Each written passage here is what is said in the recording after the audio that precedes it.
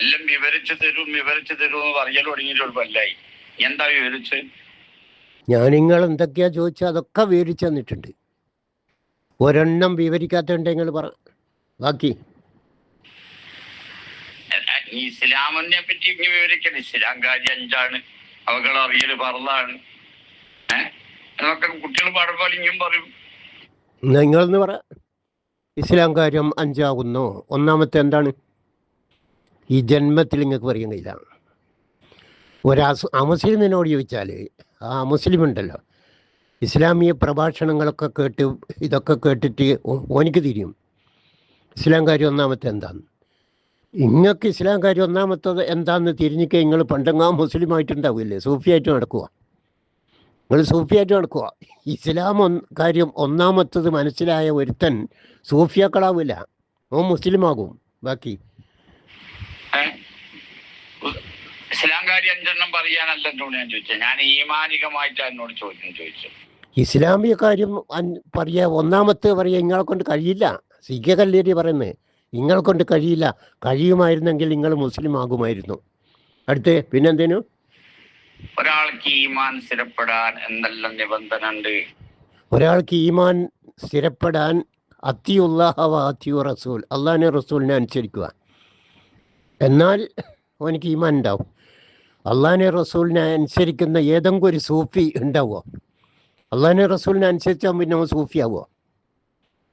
അള്ളാഹിനെ റസൂലിനെ അനുസരിക്കാതിരിക്കുമ്പോഴാണ് ഒരുത്തൻ സൂഫിയാവുന്നത്. അള്ളാഹിനെ റസൂലിനെ അനുസരിച്ചാൽ ഓനിക്ക് ഈമാൻ ഉണ്ടാവും, ഓ സൂഫിയാവില്ല. ബാക്കി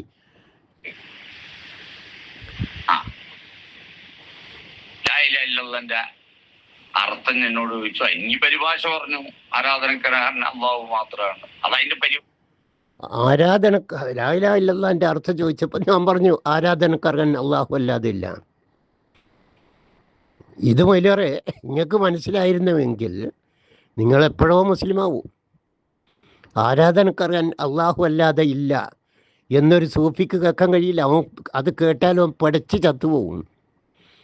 കാരണം എന്താ? സകല പേരാന്തന്മാരെ ആരാധിക്കുന്ന ഒരു സൂഫിക്ക് അള്ളാഹിനെ മാത്രമേ ആരാധിക്കാവൂ എന്ന് പറഞ്ഞാൽ അതോനക്ക് വേറെ എന്തോ കേൾക്കും, ഇതോന് കേൾക്കാൻ കഴിയില്ല. ഇതൊരു സൂഫിക്ക് അള്ളാഹിനെ മാത്രമേ ആരാധിക്കാവൂ എന്നുള്ളത് ഒരു സൂഫിക്ക് കേൾക്കാൻ കഴിയില്ല. കാരണം സൂഫികൾ എന്ന് പറഞ്ഞാൽ കണ്ട പേരാന്തന്മാരൊക്കെ ആരാധിച്ചുകൊണ്ടിരിക്കുന്ന ആൾക്കാരാണ്. ഓലിക്ക് ഇതെങ്ങനെ കേൾക്കാൻ കഴിയൂ? പിന്നെ ബാക്കി